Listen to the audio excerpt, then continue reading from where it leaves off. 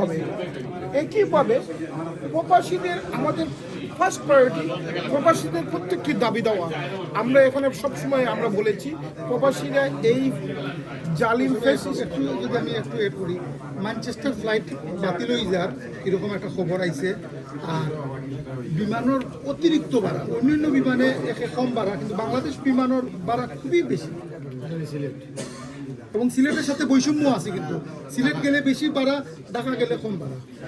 দেখেন, আপনারা যেটা বলছেন, প্রথমত দীর্ঘ 17 বছর বাংলাদেশ কিভাবে চলেছে আপনারা দেখেছেন।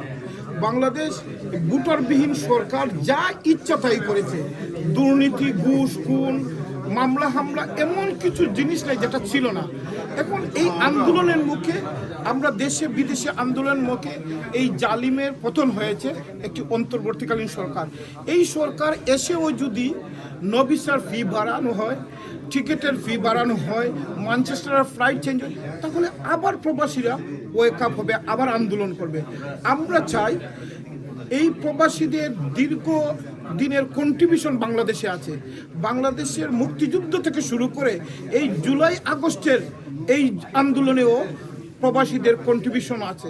একইভাবে যেহেতু প্রবাসীরা বিশাল কন্ট্রিবিউশন, বাংলাদেশের বাইরে 1 কোটি প্রবাসী, এই যুক্তরাজ্যে প্রায় 10 লাখের উপরে বাংলাদেশে আমরা হাজার হাজার নেতৃবৃন্দ প্রবাসী বাংলাদেশিদেরকে নিয়ে যুক্তরাজ্য বিএনপির নেতৃত্বে আমরা আন্দোলন করেছি এই জালিমের বিরুদ্ধে, এই মাফিয়ার বিরুদ্ধে। এখন হুট করে 46 পাউন্ড থেকে নভিসার ফি 70 পাউন্ড, এটা কেমন করে হয়, কেন হয় আমরা বুঝতে পারি নাই।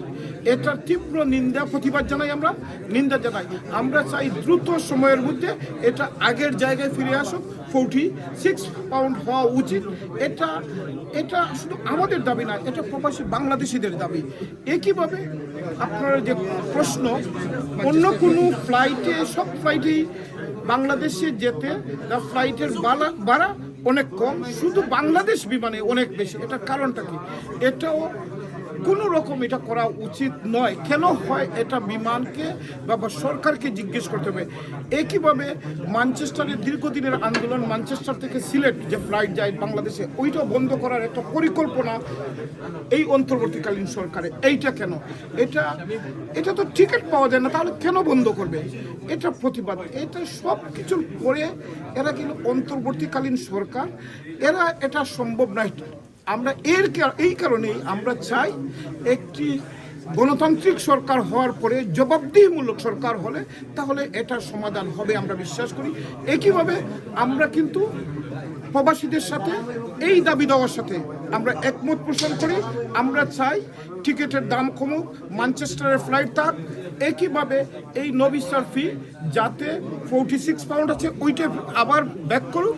একইভাবে প্রবাসীদের যে বাড়িঘর দখল হয়েছে এই 17 বছর, এটা যাতে উদ্ধার করা যায়, এই অন্তর্বর্তীকালীন সরকারের প্রশাসন এটা করতে হবে। এটা আমাদের দাবি। সবাইকে ধন্যবাদ।